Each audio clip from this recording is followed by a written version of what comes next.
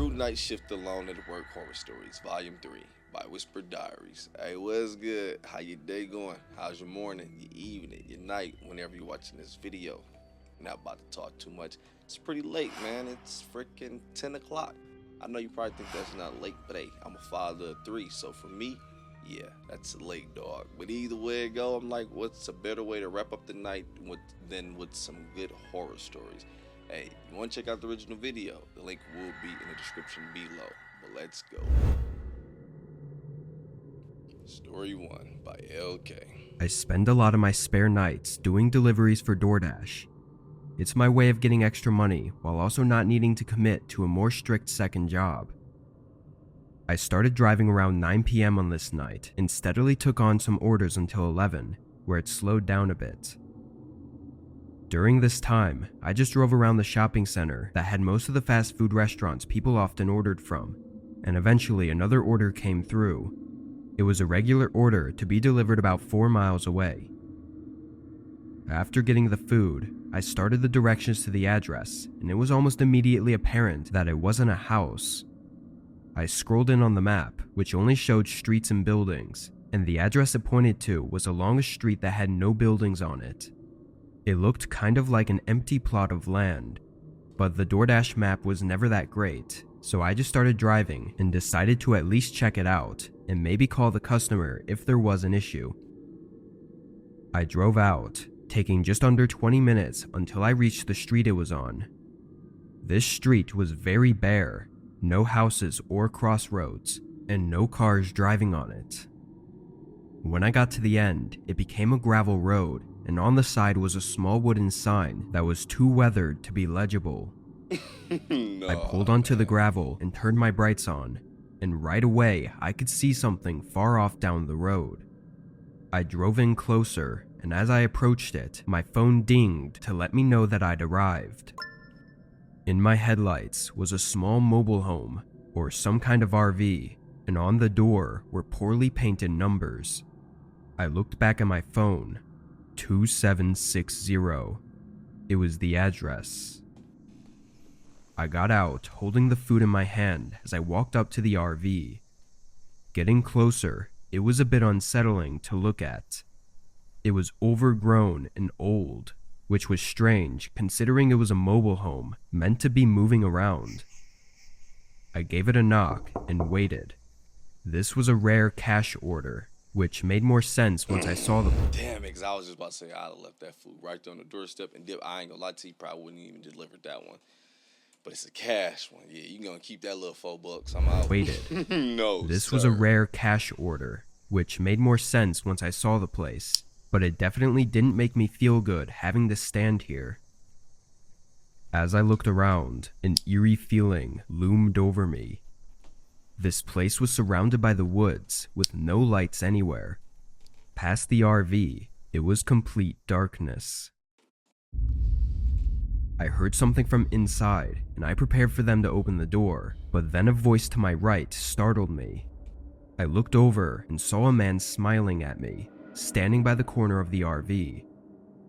He asked if I had his order, and I nodded, apologizing and walking it over to him. I handed it off and said his total.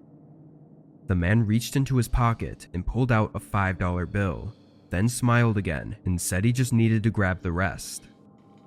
He turned and walked back around the RV while I stayed where I was. This whole interaction in writing doesn't seem as off as it was in person, but I can tell you there was something very wrong about this guy. It was just something about the way he acted and said everything that gave me chills. I waited for a minute or so before getting more nervous and looking around the corner to see where he went. In the distance, I saw a figure standing by what looked like the dark outline of a shed. They were not walking, they were just standing there. As the fear grew inside me, my head jolted around, hearing the door to the RV opening. A different man looked out at me, and just as I started to greet him, he slammed the door shut. My heartbeat now intensifying, I looked back out at the man who was by the shed. He was now walking back toward the RV, but had something else in his hands. In the moment, I couldn't tell exactly what it was, but it was either a long bat or a rifle. I ran back to the car, getting in and turning it on with shaky hands. I can't help but to wonder, like, are they running some scam type shit though, where it's like, all right, look, we already live in this creepy ass spot. Our location is on the GPS, and we can obviously order. So hey, we can use it. Yeah, when people come here, they're not about to want to sit here comfortably at this damn front door while weirdo go get the money because he only had $5 in his pockets, and the other weirdo just want to open and close the door. You'll be getting free food all day. Everybody be just leaving that damn food. Ain't nobody delivering there. And I know it ain't nothing but McDonald's or Taco I ran Bell. back to the car, Get getting in yourself. and turning it on with shaky hands as I put it in reverse. The man came around the side of the mobile home and stood calmly in the darkness as I drove off. I don't know what happened there, but I wasn't exactly keen on finding out. I went straight home afterwards and debated calling 911, but was caught up on the fact that I didn't actually know what was going on. In the end, I made the regretful decision not to notify the police. Whatever happened that night will remain as just the strange encounter it was, with no answers to the true nature of it. They got all that food for $5. Before I get into this next story, Getting too easy, Bobby. Anonymous. I work at a 24-hour drive-thru restaurant, and this had happened only a few weeks ago. I'm a crew manager, but for the most part, I just do the same things everyone else does, which is cook and take orders. For overnight hours, we always have at least 2 people, one being a manager and the other usually being a cook. On this night, the cook had called in sick, and when I called the others to see if they could cover his shift, none of them said they could. So by 12 a.m., I was the only worker there. Now, usually the restaurant doesn't get busy over... because I ain't coming to cover no... I don't even answer On the this phone. night, the cook had called in sick, and when I called the others to see if they could cover his shift, none of them said they could. So by 12 a.m., I was the only worker there. Now, usually the restaurant doesn't get busy overnight, and more employees come in at 4 a.m., so it wasn't an entire shift alone, but it still meant that for 4 hours, I had to do everything myself. I left my headset on in case someone came to the drive-thru, then started working on the tasks I had for the night. I started by scraping and cleaning the stovetops, but a few minutes in, I was interrupted by a banging sound from the front of the restaurant. I walked down and looked over the counter, seeing a man standing at the front door and banging on it.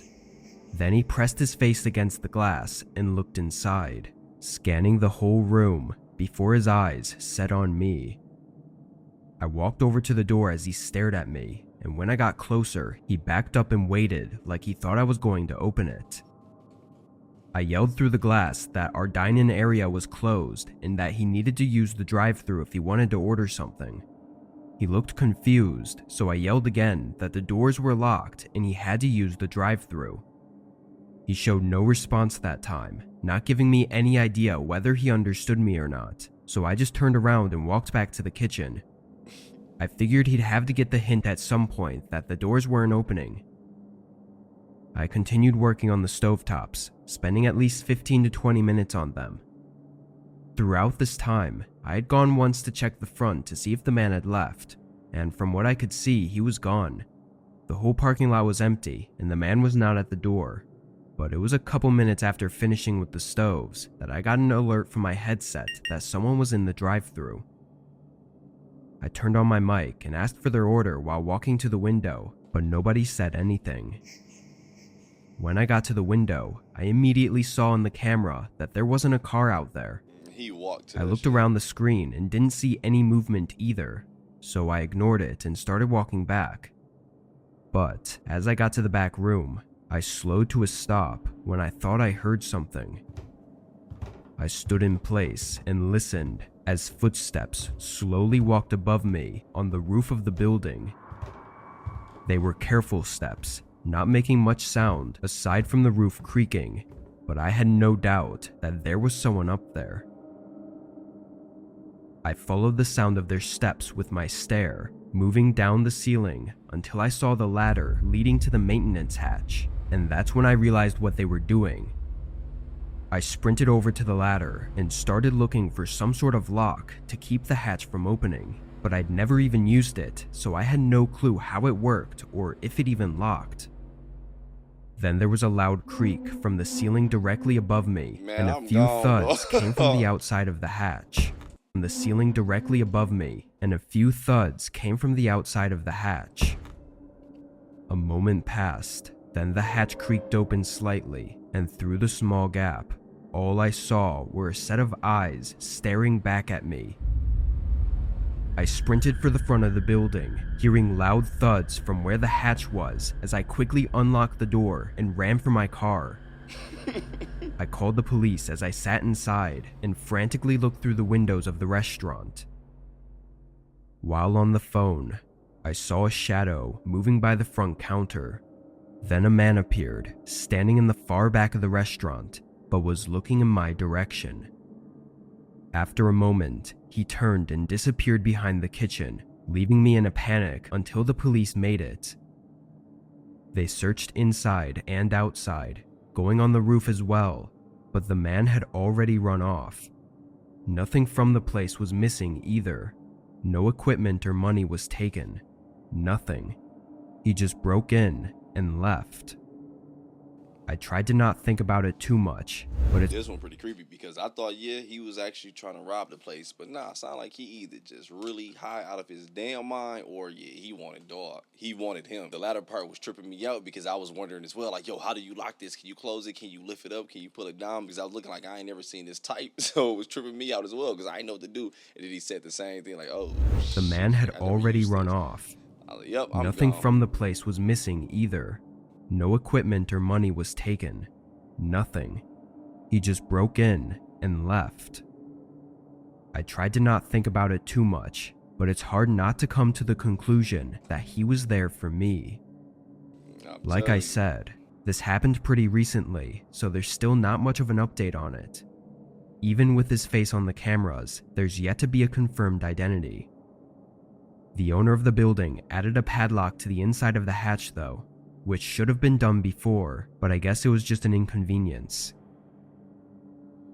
I still worry about the man's intentions, and if he could be watching for me to be alone again, waiting to do whatever it was he tried before.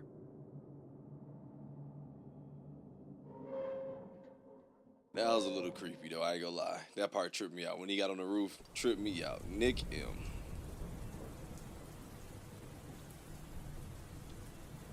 Over the last 5 years, I've been working at different odd jobs all around the country. I live in a van, so I move around a lot, but a few months out of the year, I have to stay in an area for an extended amount of time in order to rack up some cash before moving on. At this time, I was staying in the mid-east portion of Utah, and I'd taken up a job at a gas station. It was located on a road that was really only used by locals to go in and out of state without having to deal with the highway traffic. One of those. There was nothing else on this route. It was simply a road with a lone gas station for the occasional driver to fill up at. That's kind of why it was perfect for me though, because the location of it didn't matter. Since I lived in a van, I could easily stay out there for an extended amount of time and work. Anyway, I'd been there for a bit over a month, and up to this point, I was still working random shifts. This day I was working 10 p.m. to 6 a.m. It was really not a special night by any means. No customers aside from a few stopping by the pumps, and not much to do as far as stocking or anything. I was mostly standing around on my phone, or pacing around the store and making the shelves look nice. Then at 1 a.m., a customer pulled into the station, parking in one of the few spaces right in front of the door. Knowing they must be coming inside, I went back to the counter. A man got out and came into the shop, looking over and smiling at me, then giving me a nod as he turned down one of the aisles. He started whistling as he looked at a couple things, picking them up and putting them back, then continuing down the aisle and repeating this. I wasn't sure if he was just taking a break from driving, or if he actually needed something, but the items he was picking up and looking at were all different, and he didn't actually seem interested in buying them. Then he abruptly stopped whistling, walked over to the door, and left. I didn't think he stole anything, but it was strange. He got into his car and started moving around, reaching into his back seat before getting back out of his car and coming into the shop again. After seeing that, I wasn't feeling too comfortable. This seemed almost exactly how I thought an armed robbery would begin like, but the aggression I was expecting when he came back in didn't happen. He walked over to the counter and asked how my night was, starting a quick back and forth of small talk. I acted as normal as I could, just in case I was overthinking everything. But then he asked if I could help him with his car. He said his tires needed air and that he didn't see any pumps outside. Say AutoZone, man. You better get some gas. Get up out of here, dog.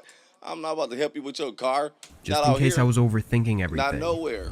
Nope, let me go back a bit. Sound like a setup to me, though, doggy bone. Hey, that is good he played the calm, though, because in most of these cases, when you get hella paranoid, yeah, you can't overthink these ish to make them far more than what they were actually gonna be. But either way, I think I went back too far. Let me go back a little bit more. I was expecting when he came back in didn't happen. He walked over to the counter and asked how my night was, starting a quick back and forth of small talk. I acted as normal as I could, just in case I was overthinking everything. But then he asked if I could help him with his car. He said his tires needed air and that he didn't see any pumps outside. This station didn't have any air pumps for self-use, but we did carry a handheld air compressor for emergency situations. I got it out and followed him to his car. He pointed down at the tire that needed it, and I ducked down, putting the compressor line in. I had it in for less than 10 seconds before it read the pressure to be at the right level. I looked over at the man, seeing him looking down at me with no expression. I took everything out and stood up, starting to walk back to the shop when he stopped me by rushing in front of the door. His right hand was deep inside his jacket pocket as he stared at me with a cold face. I told him to move, but of course he stayed in front of the door, though I could see it in his eyes that he was preparing to do something. I took a step back, trying to say what I could to calm the intensity of the situation, but just as I thought he was going to snap, he suddenly ran around me and got in his car, pulling out aggressively and speeding away. I took this time to go inside and call 911, and surprisingly, they arrived out here only minutes later. They were already on the chase, looking for the exact car the man was driving. The officers stated the man was on the run from a recently committed crime near the border. They didn't give me any details, but the way they said it made me think it wasn't just some small robbery. After my quick statement, they got on the road again, and after that, I never got an update. I tried to look up recent crimes and everything, but could not find anything useful. I don't know what he was planning to do, or why he actually stopped at the station, but my best guess could have been to steal my van and conceal his tracks, or at least delay them. However, depending on what crime he had just committed, I think my life could have easily been at risk, and why he chose not to do anything to me is unknown. Yeah, I don't think that was a robbery or attempted robbery. Definitely thought that was about to be a robbery at first, but nah, after hearing what he done by the border, definitely sounded like he was about to do something to Dog as well. But hey, I'm gonna go ahead and get up out of here, man. That second story still kind of had me kind of creeped out a bit. I don't know what it was about just sitting there staring at that type of damn ladder and freaking not knowing what to do. And then he said it, that tripped me out. Like, shit, we gotta get up out of here. We fucked. But regardless, also, if you're not following the Twitch, I highly recommend you do so. Hey, we are currently watching Are You Afraid of the Dark? Beyond Belief and Tales from the Crypt, and I am enjoying the snot of them. Yo, Tales from the Crypt aged amazingly so far. Are You Afraid of the Dark? Yo, I used to love it as a kid, but I'm not gonna lie, it's not looking too good watching it in the today's time. But regardless though, come over to the Twitch. At the time of this video coming out, we will be live tonight watching Tales from the Crypt again. Hey, go ahead and enjoy your day. Also, click that like button. I'm out of here, doggy bone.